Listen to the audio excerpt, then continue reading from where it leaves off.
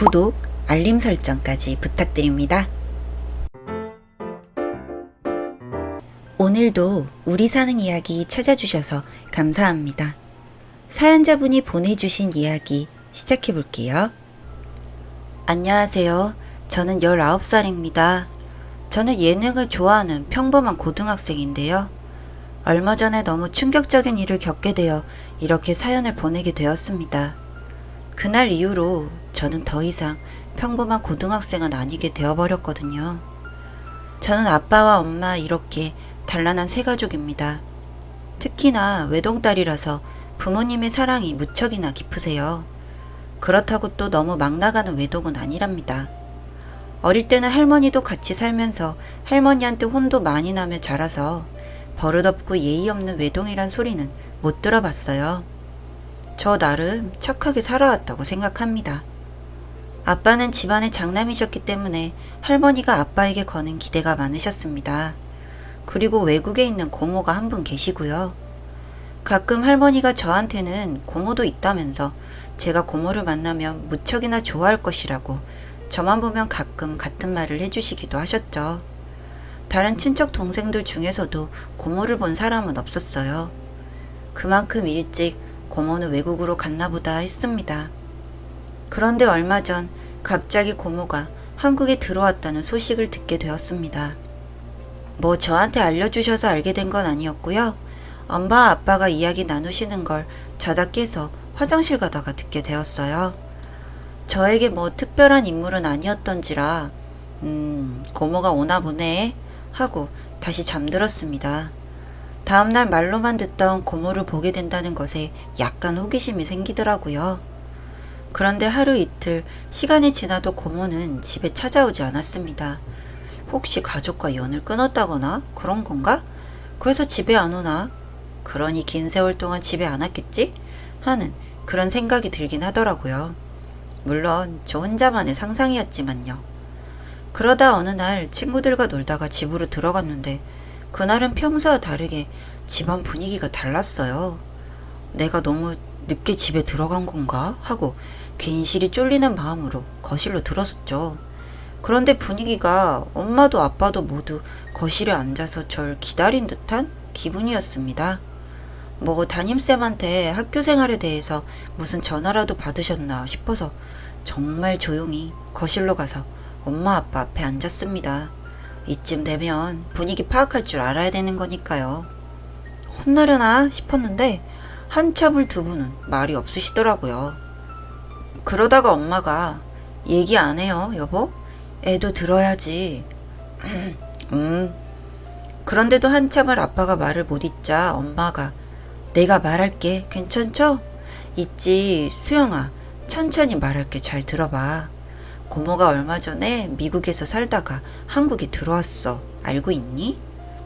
아, 얼마 전에 엄마랑 아빠랑 들어왔다고 하는 건 들었지. 근데 집에 안 오길래 고모가 그냥 안 오고 싶은가 보다 했지. 들었구나. 그래, 고모가 오긴 왔는데 지금 몸이 아파서 병원에 있어. 헐, 병원에? 왜? 아파? 한국에 온 것도 그럼 아파서 온 거야? 한국 의사 실력 좋다더니 미국에서도 치료받으러 오는구나. 헐. 그래서 고모는 어디가 아픈데? 병원 하나 가봤어? 나도 갈까? 사실은 수영아, 나도 말이 안 떨어지네. 네가 오해할까봐. 엄마는 너무 마음이 방방 뛰어. 우리 딸이 오해하면 안 되는데. 엄마랑 아빠가 너 사랑하는 거 알지? 뭔데 무섭게. 나야 당연히 알지. 어디 엄마랑 아빠랑 나 함부로 대한 적 있어? 항상 잘해주고 더 해주는 거 온 동네가 다 알지.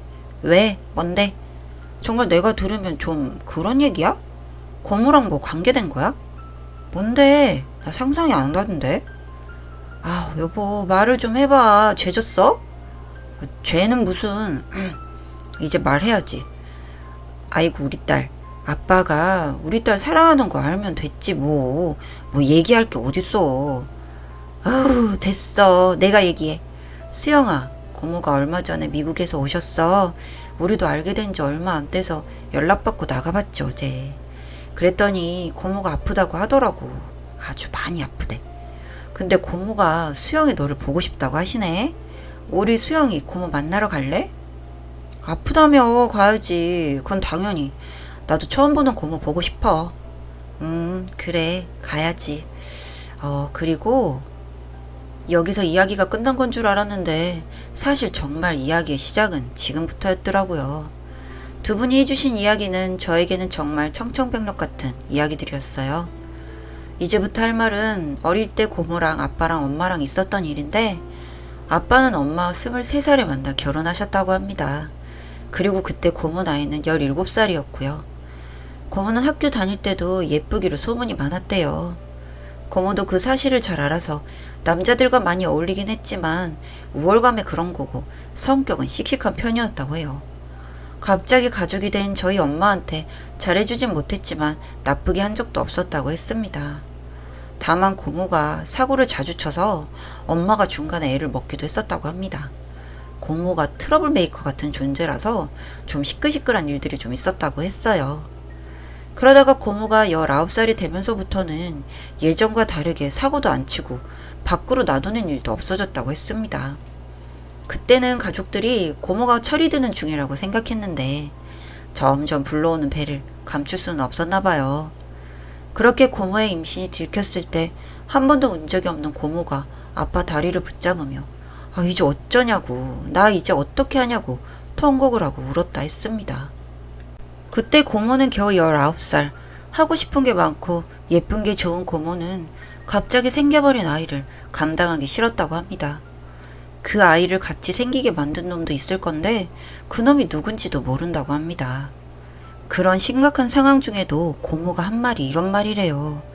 그래도 내가 만나는 애들 중에 키 작고 못생긴 애는 없어. 다 똑똑해. 였다고 합니다. 그 말을 듣고 기가 막혀서 아빠가 한참 혼냈다고 하셨습니다. 하지만 이미 아이를 지우기에는 늦어버린 시점이었고 고모는 절대 키울 수가 없다고 하고 그렇게 집안이 발칵 뒤집힐 상황에 놓였다고 해요. 그때 아빠는 고모에게 그 아이를 낳으면 자신에게 달라고 했고 아빠는 아이가 나오면 몰래 아이를 입양 보내실 생각을 하셨다고 했습니다.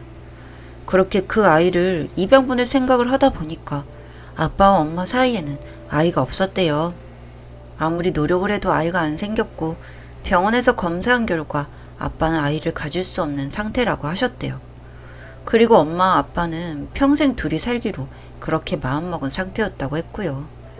그 순간 이게 운명인가 하는 생각을 하셨다고 했습니다. 그렇게 고모는 책임지기 싫어하던 그 아이를 자신이 정성을 다해 키우면 되지 않을까 생각했다고 합니다. 너무나도 철없이 구는 고모를 보면서 자신의 자식을 그냥 못 키우겠으니 진짜 입양이라도 보내달라고 하는 고모를 보며 화가 나기도 하고 불쌍하기도 해서 엄마와 상의도 없이 그 아이를 아빠가 키우겠다고 선전포고를 해버렸대요. 그 엄마에게 의견을 물어서 엄마가 싫다고 하면 어쩔 수 없이 입양을 보내려고 했는데 엄마도 자식은 원했지만 가질 수 없는 아이이니 자식복 없는 것이라 생각하고 체념하는 마음이었는데 아빠의 말을 듣고 며칠을 고민하셨다고 했습니다. 자식복이 없는 엄마가 그 자식을 억지로 만들다가 아이한테 피해가 가면 안 된다고 생각했대요. 그런데 갑작스럽긴 하지만 아이를 가질 수 있는 기회가 생겨서 엄마의 고민도 길지 않았다고 하셨고요. 그 뒤로 기묘한 상황이 이어졌다고 합니다. 고모의 입덧을 엄마가 하고 아빠는 고모가 먹고 싶다는 것들을 사다 주고 지금 생각해도 그때 상황은 웃겼는데 우리 셋 중에 아무도 우습게 행동한 적 없다고 했습니다. 하늘이 주신 기회를 잡아야 하는 부모님과 갑자기 생긴 아이를 처리할 수 있는 방법이 생긴 고모의 이상한 동거라고 해두죠. 그렇게 기묘한 10개월이 지나 태어난 게 저라고 합니다. 고모는 저를 낳고 100일이 지난 20살이 되던 해 외국으로 떠났습니다. 아무도 자신을 구속할 수 없는 세상으로 가서 멋지게 살겠다는 게 고모의 생각이었다고. 아빠는 고모의 편도 티켓과 소정의 돈을 챙겨주었고 그렇게 떠난 고모와는 10년에 한두 번 외엔 연락한 적이 없이 잊고 지냈다고 하셨어요. 그리고 사는 게 바쁘고 태어난 아기가 너무 예뻐 눈 뗄 시간조차 없이 달려오다 보니 비로소 현재. 부모님은 자신들의 저희를 제가 의심할까봐 걱정하는 것이 아니었습니다. 사람이란 게 태어나면 정체성이 중요한데 이 얘기를 말하게 될 줄은 꿈에도 몰랐다고. 그 이야기를 하게 된 오늘이 되어서도 제가 괜찮을까 걱정되었다고 합니다. 그리고 고모를 이해해 주기를 바라기도 했습니다. 사람이 같은 입장이 되어보지 않으면 다른 사람의 인생의 솜털이라도 이해할 수가 없는 것인데 사실대로 말하긴 했지만 그렇게 가버리는 고모를 원망하지 않길 바랬다 했어요. 고모가 임신을 하게 되고 엄마 아빠가 고모의 임신을 각오한 10달 동안 즐겁고 재밌었고 고모도 저에 대해 많은 걱정과 미안함을 느끼기도 했고 행복할 것 같다고 생각했다고 합니다. 모든 얘기를 듣고 저는 방 안에 조용히 들어가 많은 생각을 했습니다. 내심 부모님 앞에서는 괜찮은 척 했지만 심란하더라고요. 사실 드라마 보면서 이런 상황 수없이 대리체험 해볼 때마다 사랑으로 키워준 엄마가 엄마지 뭘 멍 때리냐라며 욕했었는데 내심 정말 제가 되어보니 남일은 모르는 거라 생각이 들었습니다. 하지만 제가 태어나면서 기억하는 어느 부분에서도 부모님에 대한 사랑을 못 느껴본 적이 없습니다. 다 사랑이었고 그리고 할머니 말도 생각이 납니다. 저 어릴 때 돌아가셨지만 제게 고모 얘기도 해주시고 참 다감한 분이셨다고 해주셨습니다. 제가 망설이는 모습을 보셨는지 엄마가 와서 한마디를 더 해주셨습니다. 고모가 이제 와서 너를 찾고 싶어한 이유가 있다고요. 사실 고모가 시한부라 오래 살지 못한다고 하시더라고요. 출생의 비밀 더하기 시한부는 너무한 거 아닌가 생각이 들었어요. 생각할 필요도 없이 당연히 만나러 가야죠. 생각할 시간도 안 주면 어떻게 하냐고 엄마에게 안겨 울었습니다. 다음날 학교도 빠지고 부모님과 함께 병원으로 향했습니다. 제가 왔다고 산소호흡기도 빼고 맞아주시더라고요. 안녕, 네가 수영이구나. 아주 가끔 오빠가 보내주는 사진으로만 봤는데 가까이서 보니까 더 예쁘네. 엄마한테 사실대로 들었다는 걸 알 텐데도 고모나 저나 아직은 어색하고 그랬습니다. 그런데 저는 솔직히 고모가 친엄마이고 우리 엄마가 아니고 뭐 이런 생각이 전혀 들지 않았습니다. 그냥 태어나서 처음부터 엄마는 우리 엄마였기 때문일까요? 고모가 친엄마라기보다는 그저 나와 핏줄로 연결된 그런 넓은 의미에서의 가족이라는 생각뿐이었어요. 그렇게 정말 고모와 조카 사이처럼 그렇게 몇 번을 찾아갔습니다. 고모는 어떻게 살았는지, 어떤 재밌는 일이 있었는지, 고등학교 때 야간 자율학습 땡땡이 치는 방법, 좋아하는 반찬은 뭔지, 싫어하는 건 뭔지, 뭐 그런 시덥지 않은 이야기들을 주고받았습니다. 뭐 나름 즐겁고 재밌었어요. 저도 고모도 만나는 시간만큼은 웃음이 많아졌으니까요. 그렇게 고모를 만난 지 3개월이 되었고 마지막으로 본 고모는 아주 마른 몸에 배만 나와 있는 이티 같은 모습으로 절 만나주었습니다.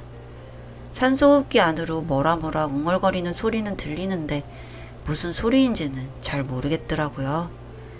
그리고 그 가늘디 가는 손가락으로 제 손을 잡아주었어요.